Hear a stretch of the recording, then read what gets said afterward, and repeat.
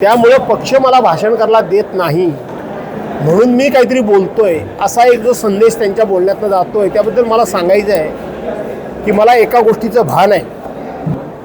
माझ्या डोक्यात हवा गेलेली नाही की मला भाषण करायला मिळालंच पाहिजे, मी भाषण करणारा कोणतरी मोठा लागून गेलोय, हे अजिबात माझ्या डोक्यामध्ये नाही. आज कार्यकर्त्यांचा शाखा प्रमुखांचा शिबिर घेतलेला आहे, काय सांगाल? असं आहे की शिवसेनेची खरी ताकद आणि खरा तळागाळातला खरा कार्यकर्ता आणि ज्याच्या खऱ्या अर्थानं खांद्यावर शिवसेना उभी आहे तो शिवसेनेचा शाखा प्रमुख अशी माझी धारणा आहे. आणि तो शिवसेनेचा शाखा प्रमुख हाच कुठेतरी सध्या या प्रमुख प्रवाहातून बाजूला झाल्यासारखा मला दिसत होता. हे माझ्या लक्षात माझ्या इथे आलं, विदर्भामध्ये देखील आलं आणि म्हणून पुन्हा एकदा केवळ शाखा प्रमुखांची फळी वरचे पदाधिकारी आहेत ही भक्कम केली पाहिजे, मजबूत केली पाहिजे, कार्यरत केली पाहिजे आणि त्यांना फुल चार्ज केलं पाहिजे या उद्देशानं आजचं शिबिर होतं.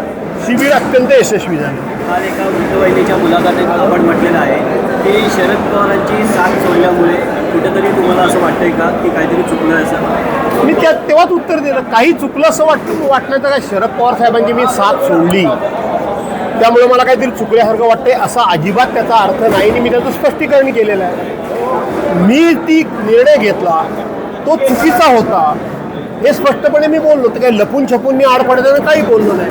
पण ह्याचा अर्थ मला त्याची आता खंत वाटते असा अजिबात नाही. पण शिवसेनेत आल्यानंतर पक्षाने जी तुम्हाला उभारी द्यायला पाहिजे होती, मंत्रिपद द्यायला पाहिजे होती, ती दिलेली नाही, त्याची कुठेतरी खंत वाटते का आपल्याला? नाही, असं आहे की मला मंत्रिपद मिळायला पाहिजे होतं हे तेव्हाही बोललो, आजही बोलतो, उद्याही बोलेन.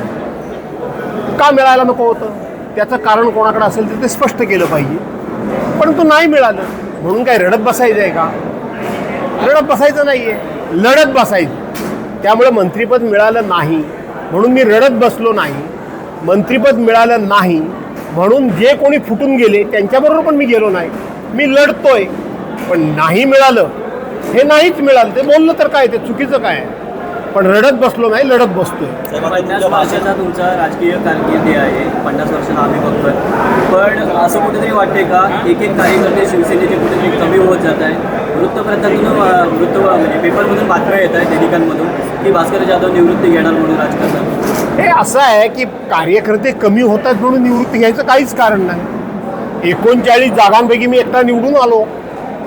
परंतु शेवटी आता 8-8 वेळा निवडणुका जिंकल्यानंतर वेगवेगळ्या असं वाटतं की आता थांबायचा विचार करावा, यापेक्षा वेगळं काही कारण नाही. तुम्ही असं सांगितलं मगाशी भाषणामध्ये की सुरुवात आता सिंधुदुर्गातनं करणार आहे.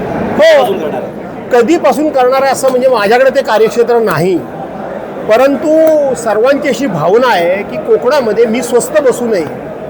कोकणामध्ये सिंधुदुर्गापासून तर अगदी पालघरच्या टोकापर्यंत मी उठाव करावा अशी सगळ्यांची धारणा आहे. त्यामुळे माझा मूळ स्वभाव कधी कधी उफाळून येतो की आपण स्वस्त बसायचं नाही, आपण पेटून उठलं पाहिजे. आणि म्हणून असं वाटतं की आपण सिंधुदुर्गापासून सुरुवात करावी. काही पक्षनेतेपदाचा दरारा महाराष्ट्रात दाखवण्याची शेवटची इच्छा असल्याचं आपण विचार केला होता. पक्षनेता आपल्याला हो, विरोधी पक्षनेता कसा असू शकतो? विधायक कामामध्ये, चांगल्या कामामध्ये मदत करणारा आणि सध्याचं जे सरकार भ्रष्टाचारी सरकार आहे त्या भ्रष्टाचाराचे वाभाडे काढणारा, त्या भ्रष्टाचारांना पूर्णपणे जनतेसमोर शारीरिकदृष्ट्या नव्हे तर शाब्दिकदृष्ट्या नग्न करणारा अशा पद्धतीचा विरोधी पक्षनेता म्हणून मी काम केलं असतं. सरकारच्या चांगल्या कामाला सहकार्य केलं असतं, पण सरकारच्या चुकीच्या कामाला मात्र त्या ठिकाणी त्यांचे वाभाडे काढताना, त्यांचा भ्रष्टाचार वेशीवर टांगताना मी कशाचीही पर्वा बाळगली नसती. मी विरोधी पक्षनेता झालो असतो तर. आणि त्यामुळंच विद्यमान सरकार एवढं पाशवी बहुमत असताना घाबरते असं मी बोललो ना मगाशी. साहेब, मनसे पक्ष आहे तो हिंदी भाषेची सक्ती करण्याच्या विरोधात आहे. महाविद्यालयामध्ये जाऊन ठिकठिकाणी निवेदन दिले जातात, काय सांगाल? केवळ मनसे हिंदी भाषेच्या सक्तीच्या विरोधात नाही, शिवसेना सुद्धा विरोधात आहे. वेगवेगळे विचारवंत वेगळे विरोधक आहेत, साहित्यिक विरोधक आहेत, ज्यांना म्हणून महाराष्ट्राच्या मराठी भाषेची चिंता वाटते या सरकारच्या कारकिर्दीमध्ये. हे सरकार संपूर्ण मराठी पण संपवायला लागले की काय, ते सगळे विरोधात आहेत. त्यामुळं मनसे विरोधात असातला भाग नाही, सगळेच विरोधात आहेत. पण मध्यंतरी सरकारनं आम्ही मराठी आपली हिंदी सक्ती करणार नाही, आम्ही तो विषय काढून टाकलेला आहे असं म्हटलं. पण गेल्या 8 दिवसात अशा काय घटना घडल्या की सरकारनं पुन्हा तो हिंदीचा विषय पुढे काढला? हे तुम्ही पत्रकारांनी शोधून काढा. 8 दिवसात काहीतरी घटना घडलेल्या दिसत आहेत म्हणून तो सरकारने पुन्हा विषय शोधून काढला का, हे तुम्ही पत्रकारांनी शोधा. की आमचे नेते संजयराव राऊत सकाळी काहीतरी मुलाखतीमध्ये असे म्हणाले, असं तुम्ही म्हणता की भास्करराव काही नाराज नाहीत, मी त्यांच्याशी बोलेन, आम्ही त्यांना भाषण करायला परवा पण दिलं होतं. खरं तर ते माझे सिनियर नेते आहेत, माझ्या पाठीमागं खंबीरपणे उभे राहणारे. आणि सर्वसाधारणपणे आपल्या एखाद्या नेत्यानं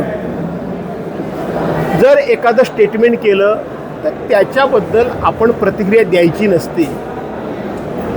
परंतु अशा पद्धतीनं ते वरचेवर मला सावरण्याची भाषा करतात.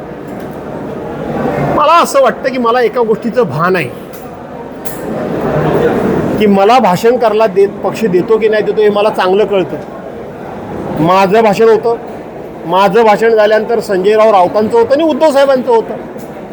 त्यामुळे पक्ष मला भाषण करायला देत नाही म्हणून मी काहीतरी बोलतोय असा एक जो संदेश त्यांच्या बोलण्यातनं जातोय, त्याबद्दल मला सांगायचं आहे की मला एका गोष्टीचं भान आहे की बाळासाहेबांच्या अष्टप्रधान मंडळामध्ये असणारे नेते सुभाषराव देसाई हे व्यासपीठावर असतात तरीसुद्धा मला भाषण करायला पक्ष देतो.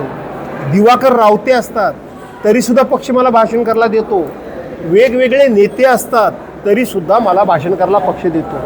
आणि त्याच्याही उपर आदित्यजी ठाकरे असतात तरीसुद्धा पक्ष मला 3 नंबरला भाषण करायला देतो. त्यामुळं भाषण माझ्या डोक्यात हवा गेलेली नाही की मला भाषण करायला मिळालंच पाहिजे, मी भाषण करणारा कोणतरी मोठा लागून गेलो आहे, हे अजिबात माझ्या डोक्यामध्ये नाही. एवढाच मला खुलासा करायचा आहे. मी भाषण करायला उभा राहतो तेव्हा काही ठरवून करत नाही, उभा राहिल्यानंतर जे सुचतं ते बोलतो. त्यामुळं मला भाषण करायला दिलं नाही असा जो एक संदेश बाहेर जातोय त्याचा खुलासा व्हावा म्हणून मी सांगतोय की आदित्यजींपासून सगळे व्यासपीठावर असताना, सुभाषराव देसाई, दिवाकर रावतेंसारखे सिनियर नेते असताना मला पक्ष भाषण करायला देतो. त्यामुळे मी भाषणाबद्दल ही माझी नाराजी नाहीच, विषय पण नाही नाराजीचा. त्यामुळं त्याच्याशी तो लिंकअप करू नये एवढंच मी फक्त सांगतो. साहेब, पक्षीय अडचणीत असताना तुम्ही बरेच वेळा पक्षासाठी खूप सारे केलं आहे किंवा कोकणातला जो पक्ष आहे तो जिवंत ठेवलेला आहे. पण तुमच्या मनाप्रमाणे तिथे तुमची गळचेपी होते का की पाहिजे तसं काम करून मिळत नाही का काम करायला? असं आहे की माझ्यामध्ये दोष आहे, मला काम करायला संधी कमी मिळते याचं कारण माझ्यामध्ये दोष आहे. मी जीव हुजूर करत कोणाच्या पाठीमागून जास्त फिरत नाही. मी होईला होय कधी म्हणत नाही. चूक असेल तिथे चूक बोलण्याचं धाडस मी दाखवतो. त्यामुळे त्याची किंमत मला मोजावी लागते. पण त्यातून जर माझ्या पक्षाचा फायदा होत असेल आणि माझं नुकसान होत असेल तर त्याचं मला दुःख वाटायचं काही कारण नाही. मी जे करतो ते पक्षाच्या हिताकरता जर करत असेल तर त्याची किंमत मला मोजावी लागली तर दुःख वाटायचं कारण नाही. पक्षाकरता करायचं.